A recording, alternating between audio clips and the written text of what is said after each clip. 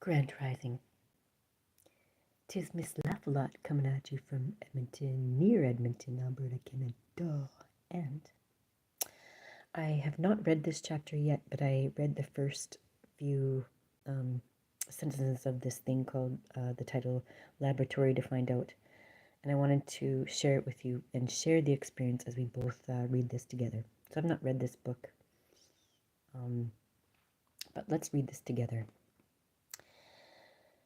Okay, so the book is called How to Instantly Connect with Anyone.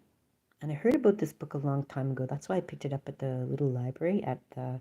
Oh, I better be careful. I'm not wearing any panties. Oops. Oops, I hope nobody saw that. But anyway. Okay, so I'm sitting here actually with my... I'm going to cover myself up here. Hold on. My thing here. Oops.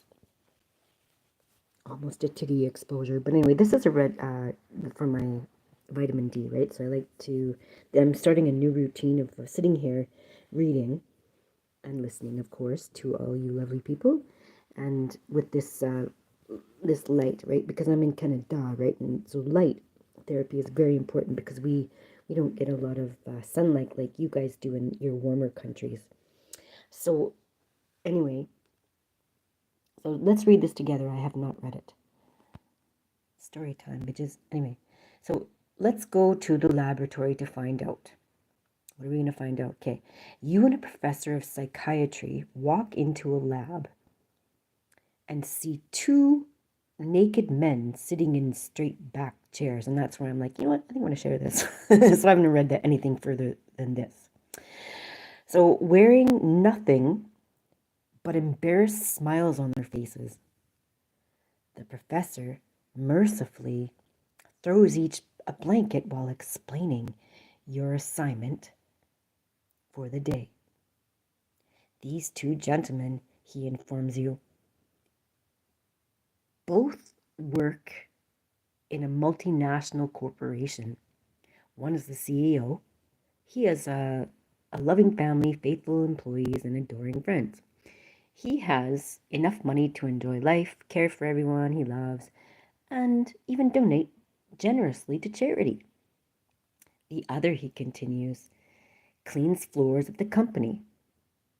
He too is a good and honest man. However, this fellow has a string of failed relationships and a few friends, and he has trouble making ends meet. You, my dear student, are to determine which is which. You look at the two men quizzically. There doesn't seem to be much difference between them. They look to be the same age, of comparable weight, similar complexions, and it can be determined by looks equal intelligence. The professor walks toward the men and lifts the bottoms of the blankets, revealing 4 bare feet. Is this a hint, he asks you? Oh, no, you respond, bewildered by his insinuation that it might be.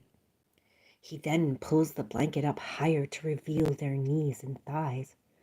Walking back to you, he asks, is this a hint? Now you are more befuddled. You shake your head no. As the professor returns to the blankets, you close your eyes and fear the worst. Then you haltingly open them. You and the gentleman under the blankets breathe a sigh of relief. The professor has merely revealed their heads and upper torsos. He strokes his goatee, looks at you piercingly, asks the same question with his eyes. You look at one man, then the other, and then back at the first. Neither would make the cut for the Cosmo centerfold, but you would classify both as handsome. I'm sorry, I can't tell you who has which job, you respond. The professor is not surprised. He continues, what if I were to tell you that both men were born into families of the same socio-economic status, grew up in the same neighborhood, played together as children, went to the same schools, and tested similarly on an IQ test. Now, you're completely flummoxed. Now, that's a really fun word. Flummoxed. Where the heck is it here? Flummoxed. Where is that? There. Flummoxed. Flummoxed. Flummoxed. I'm totally going to use that. Okay, so if it's not looks, intelligence, education, money, or upbringing, what is it? Okay, if you're just jumping in the room or reading a book, it's story time, bitches. So how to instantly connect with anyone. So my first time reading this, heard about this a long time ago. So 96 all new little tricks for big success in relationships, right? So I mean, communication is essential, I fucking hate that word. Anyway, for every aspect of your life, right? Communication is very important. Some people are very gifted and they were born with that gift. But, it can be cultivated, just like, when you lift weights and, make your body strong, we can also make our mind strong by learning new things. Okay, so if it's not looks, intelligence, so we've got a CEO and a housekeeper, some guy that washes floors, and they're sitting there naked, and you're like, how are you going to guess which one is, how to determine who's who? Oh, fuck, man. Anyway, if it's, have you ever been similarly confused? You see that the two people who, from all outward appearances, are similar, yet one is successful, the other a failure. Okay, now what determines a failure? Right? Did you like what now is a failure? Because one's a CEO and one who sweeps floors, right? What was your first judgment?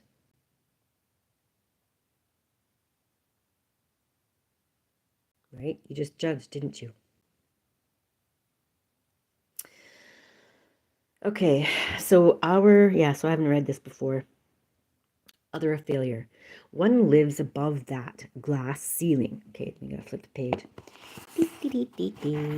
I'm so happy my friend actually fixed my socks. I freaking love these socks, but I'd worn them so much the bottoms had worn out. So my friend, like, he picks up a needle and thread and he sewed the bottom. I'm just so freaking impressed because I so wouldn't do that.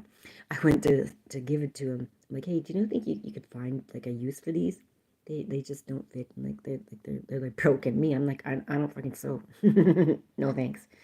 I got other things that I would much rather do. Not that I don't myself, but I just fucking wouldn't do that. Which reminds me of a story when I was 17. Okay, now you're gonna look back in your life and as you grow older, you'll see that your gifts showed up when you were little. Okay, so when I was 17, I really didn't want to write this essay that my English teacher had said, and it was due, okay, it was like due the next day, and I procrastinated, and I didn't want to write. I couldn't handle the way they gave me rules and how to write. I balked at it, like, I'm like, why do I have to write it like they do? I just didn't want to, right? And so one of my first business transactions, there was other ones, but one of my first ones, it was a very small amount. But I knew my friend, one of my best friends, was good at writing. She was really smart, shy, quiet, and I knew that she was driven by money. Right? Money drove her, and I knew what she was good at. So I said, hey, I'll give you $20 if you write my essay. It's due tomorrow. She's like, okay, $20, sure. So I gave her $20. Anyway, she got a 70%. She got a 70% on the essay. So I want you to look back, if you are trying to figure out your life and you don't know, what to do, right? It's going to be confusing. So I invite you to just take a look back at those little silly little incidents that you might think are small, but your gifts were determined when you were a child. Now, what's coming to me now is when I was sitting at a gathering one time at band camp. There was, and I was very fucking distraught. Very fucking distraught, being driven crazy by technology. I didn't understand at the time, but now I understand what they were doing. I don't know anything, don't understand anything, but I saw, as I look back, I'm remembering different things. But anyway, I was at this gathering, and this native elder, I sat down next to him because I was so fucking distraught. Going out of my mind, they both, him and his, I guess, what would you call, maybe a young apprentice type guy, right? And he sat there and he was looking at, I was looking, probably we were both looking at the children playing, okay, the little toddlers,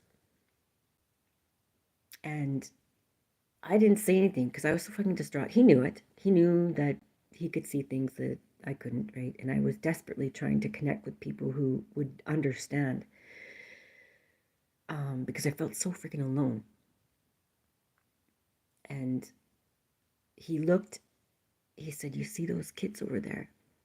I said, "Yeah." And he said, "Look at their feet."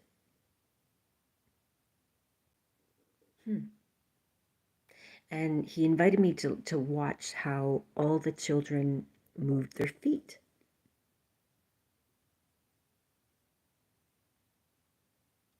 And just to kind of not paraphrase, but kind of the gist of it would be, he taught me a very, very interesting lesson that I never forgot. Which one was the leader? Which one was the boss of that group? Remember, you're all your own leader, okay? But some people are just very, very gifted, and it shows up of course, in the way they behave when they're children. So he just brought something really, to my attention. How do these children move their feet? Anyway, it's another boring story.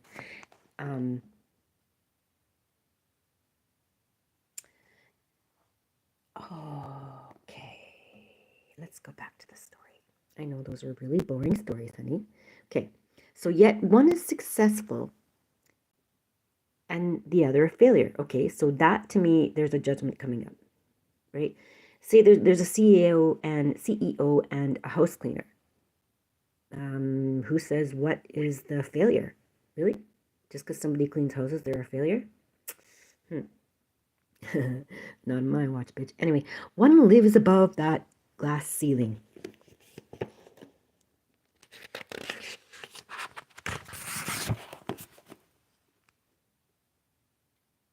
Okay, hold on. I'm gonna take this away here. Okay, where only winners dwell.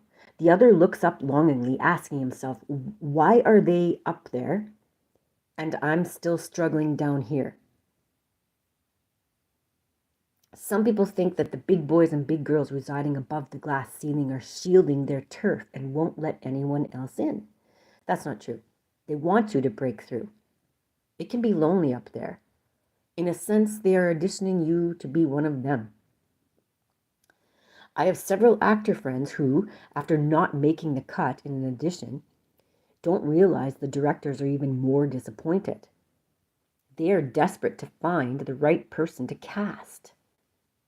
Likewise, big winners long to find others to welcome to their club. Like all of us, they want to enjoy the company of companions on their own level.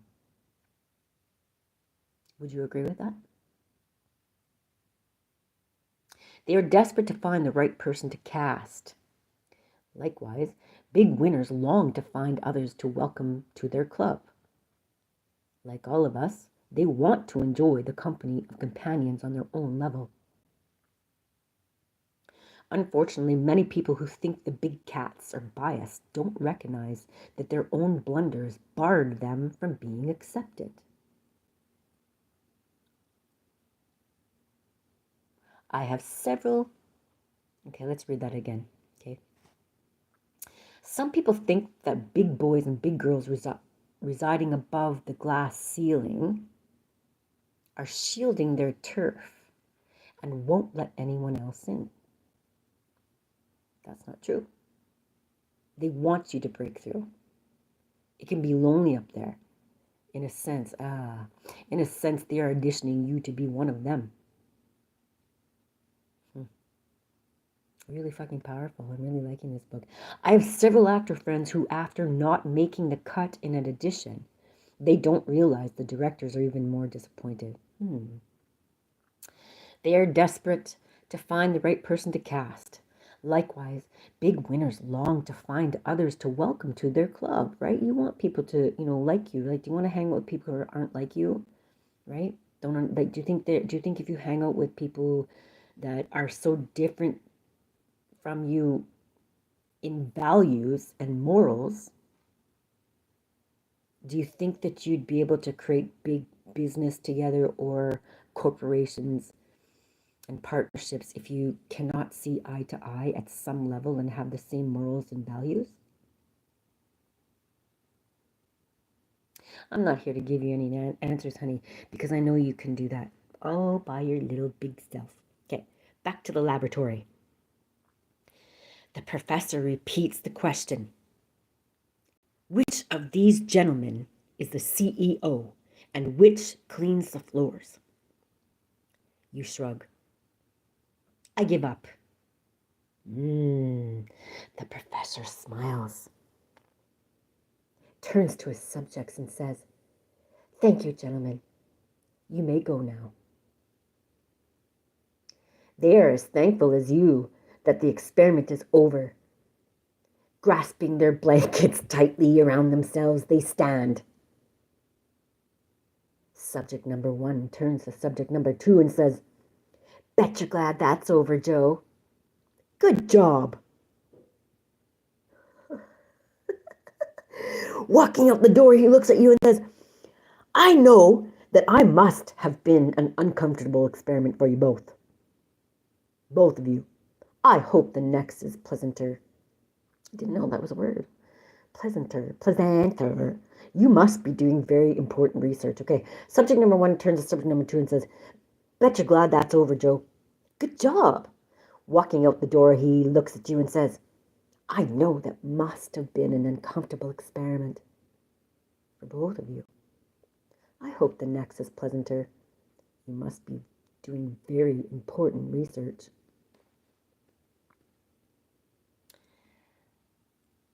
As subject number 2 starts to leave, he says, Glad I could help you out. He pauses for a moment at the door, looking expectant. The professor hands him some money. Oh, dun dun dun! Okay, this is getting juicy. As subject number 2 starts to leave, he says, Glad I could help you out. Period. Quotation mark. Space. He pauses for a moment at the door, looking expectant. The professor hands him some money. He got money. What did he have to do to get that money? Okay. The professor closes the door. Oh, subject number 2 quickly takes it and starts to put it in his pocket. And he realizes he doesn't have one. Oh my goodness sakes. This is getting exciting. The professor closes the door and once again asks you a big question. So, my dear student, which is the CEO and which is the cleaner? Oh my God, this is getting exciting. With a big smile, you confidently reply, The first is the CEO. Right, the professor is ecstatic. And how did you know? You can get conjecture. Well, the first fellow was concerned with the other man's feelings, and ours too. The other guy come to think of it, said, "I am glad I could help you out," putting the emphasis on himself. Yes, that made it sound like we owed him something. Okay, so interesting, hey? Very interesting. Oh, sorry. Oh, okay, where were we? Another boring story by not Miss Lafalot. This is actually by, who's this by? This is by uh, Leil Lowlands. Leil Lowlands. Lown as in nautical. Nutty. Um, D as in dog, a very big dog, and E as in ecstasy to the max, and S for not Satan. Anyway, so exactly with the Eureka expression, the professor clarifies. You see, the first gentleman put himself in the other person's mindset, thus creating an instant connection with him. He predicted Joe's discomfort and complimented him to alleviate it. The second fellow, because he had the "you owe me" attitude, encouraged me to pay him off. Thus, we have no further debt to him. You agree? Yes, whereas if the first man asked us a small favor, even years from now, we would gladly grant it. Ah, but Professor, you hesitantly ask, why were they naked? Dun dun dun. Why were they naked? Oh my God, hold on to your horses, guys, we're gonna get loud. But why are they naked? He answers, the reason I stripped them of their clothes for this experiment was to shrink their comfort level. And thus, Miss Lafalot turns the page. Hold on. Oh, frick, my thumb's asleep. Okay. Oh, stop. Just one moment. We're gonna get back to the story now. I need you to just sit right down, do whatever the fuck you want. I'm just fucking reading a book. Oh, look at that. So pretty. Oh, dear, what can the matter be? Okay, so see how would react in a strange or new situation. Okay, so let me go back to page. I know you're gripping. Aren't you like gripping with anxiety? No, it's not anxiety, is it? Okay. He answered, the reason I stripped them of their clothes for this experiment was to shrink their comfort level and thus see how each would react in a strange or new situation, as we all must do daily. Very, very, what do you think about that, sweetie? Right? So what happens when you are stripped of what you are comfortable with, right? Can you think of a time where you helped somebody by stripping them of their comfort zone in some way, okay? Can you think of a time that you stripped somebody of their comfort? And I don't mean yesterday. What about when you were a kid, right? Because kids are freaking smart. They know how to do that, don't they? Or no? Am I right? Am I wrong?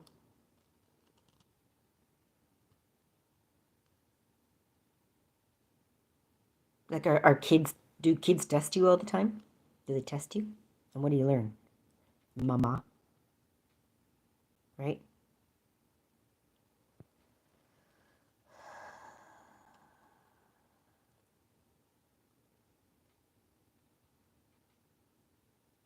Let me take a second to respond to that.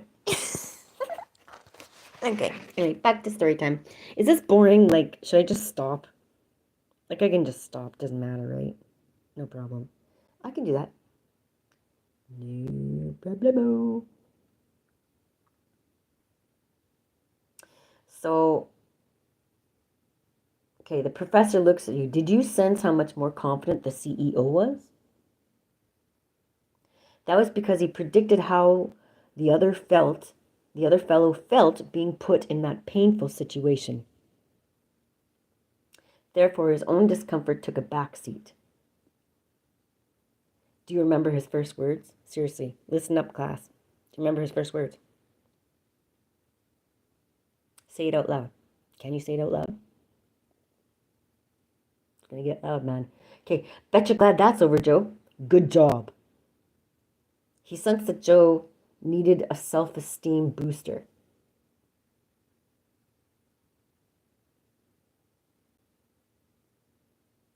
So can you remember a time? Oh fuck, what's coming to me now? Oh my god. I had such a fucking bitch boss one time, and she intimidated me so fucking bad.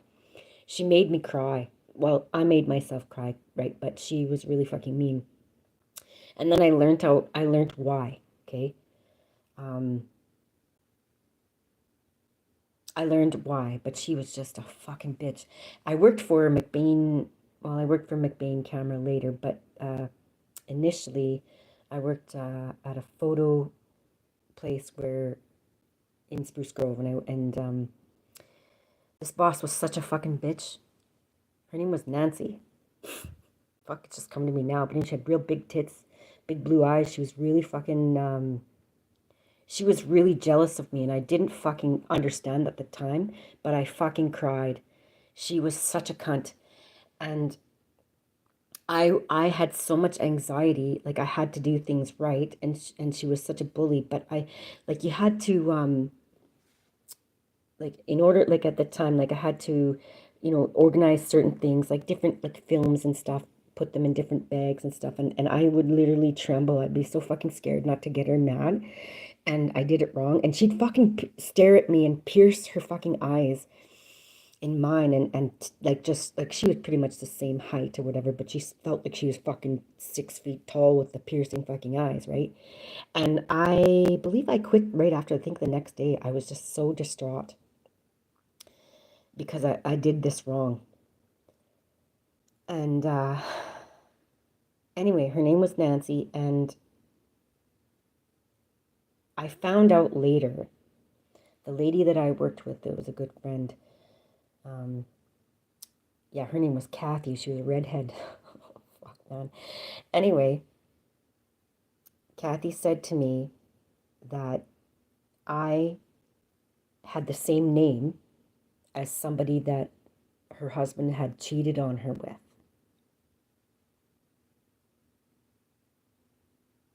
So no matter, I want to tell you right now in this moment as it comes up. Look, I haven't thought about that in years, okay? But the power of a name, okay? And so when somebody is tripping out on you, I want you to know that it's not about you, okay? When they are tripping out, a bad boss, a mean boss, can fuck right off, okay? You do not need to take their shit, and you can gently remove yourself and be as gentle as you can, okay? Remember, we can be classy, right? Maybe I'm not being classy right now, right? By saying these weird words and being, but because when in real life, when you're handling situations like that as a boss, and really I exemplified that when I was young and still do, right? I've changed a lot, but I was always very meek and gently and just received, right? I received the punches. I received them, okay? I was a fucking warrior move, okay? I received the punches, and I just, turned my other cheek. All right? That's a power move, honey. So your gentle lamb-like spirit, as those people or that bad boss assaulted you, and you gently received it, okay? That was part of your training. Now, can you think about how that would benefit you now when you accepted the abuse like the lamb? Because what you were exemplifying, you were showing that you You had that gentle spirit. You didn't need to react. Okay? You did not need to react to somebody who was bullying you. You just honed that in, and you created some kind of memory and pact with yourself.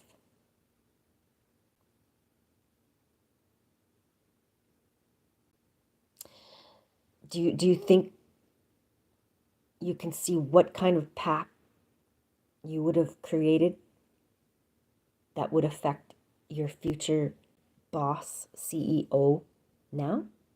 And the way and the power moves that you uh you show up for, you speak of, you do, whatever. I don't know, I'm losing track. But anyway, so yeah, that's another boring story from Miss Lafalot, right?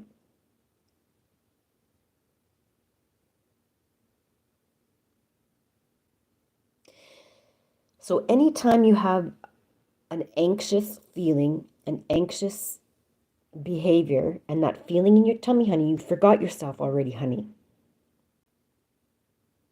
Like I've been talking forever and you totally fucking forgot your stomach, sweetie.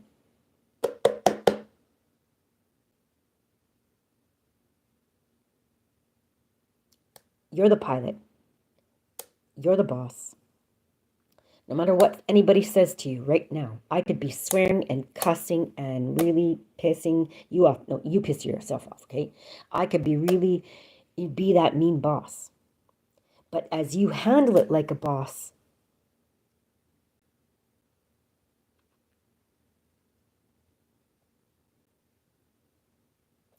you handle it like a boss, honey, right?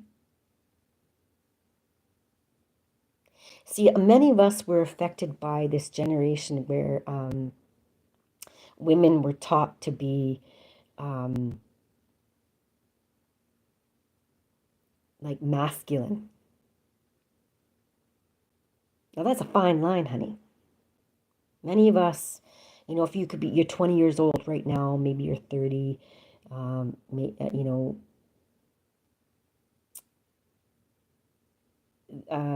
you might see your elders, some of the elders as being like the women, okay, being real bitchy, okay? Well, remember, what did you study about them and their era and what they learnt?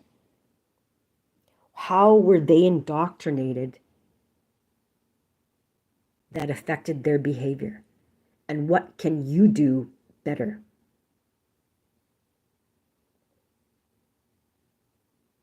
There's no such thing as competition, honey. Hey? No such thing as competition. No such thing as competition, honey. And as you grow older,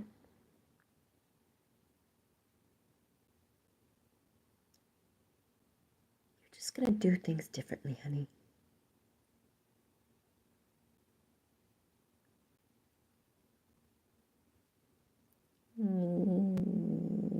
Anyway, I know these are all boring stories. Trust me, I'm full of them.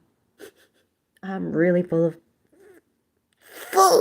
stories. Really fucking boring stories. Oh, trust me. But don't trust me, okay? Don't fucking trust anybody. You fucking little bitch. I told you don't trust anybody. Don't trust anyone until you have done your research, and you don't follow anyone, including me, until you've done the research.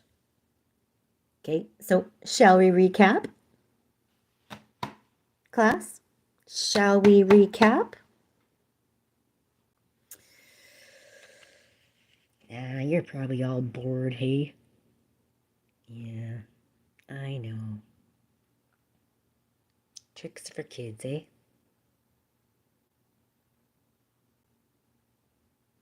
Anyway, I said I'd only take about half an hour of your time. So, or did I? Did I?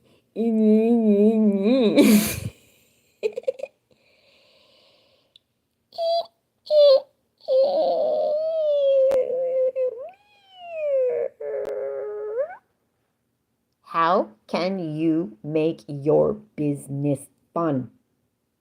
Okay?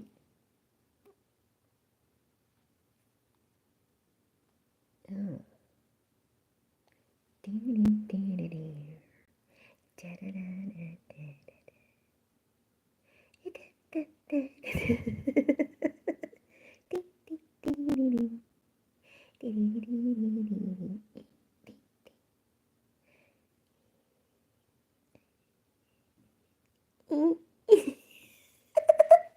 Anyway, I'm just going to continue amusing myself. Maybe I'll take a nap. What's that? What's that you say? Maybe I'll take a nap. What do you think? Do you think you should take a nap? Okay. Anyway, that's all for now. I hope you have a fucking fabulous day. And we'll see you around the playground. This is Miss Lafalot coming at you from near Spruce Grove, Alberta.